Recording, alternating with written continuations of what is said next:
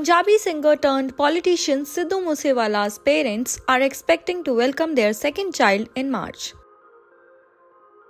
The singer's mother, Charan Kaur, conceived through the in-vitro fertilization technique, her brother-in-law Charan Kaur said. Sidhu Moosewala was 28 when he was shot dead in Punjab's Mansar district on May 29, 2022. He was among the 424 people whose security was scaled back by the Bhagwant Mann government as part of its efforts to curb VIP culture in the state just days ahead of the murder. Sources have confirmed that Moosewala's parents will be delivering a baby in March in their 50s. So, IVF is that efficient? Let us tell you, for the last decade, IVF has not only helped in destigmatizing infertility but has also transformed the lives of millions of people by offering hope where once there was despair. Allow us to explain in detail.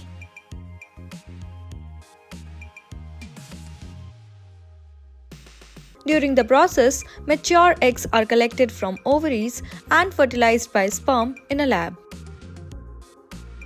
Then a procedure is done to place one or more of the fertilized eggs called embryos in a uterus, which is where babies develop.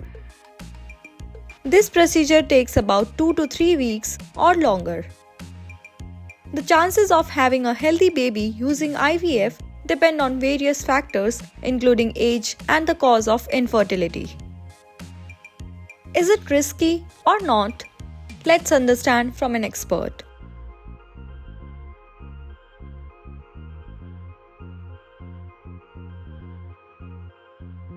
Well, IVF is not a risky procedure because it's generally done under good control, but any procedure comes with its risks.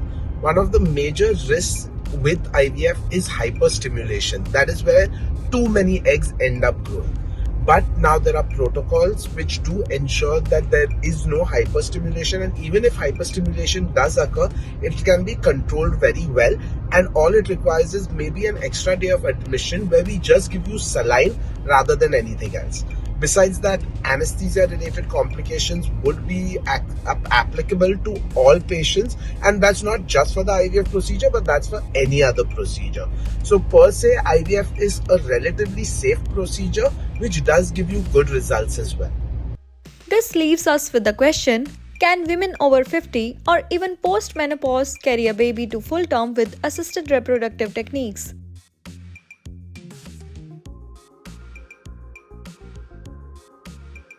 As age increases, the uterus doesn't get unhealthy. As long as you're menstruating, the uterus health will still remain good.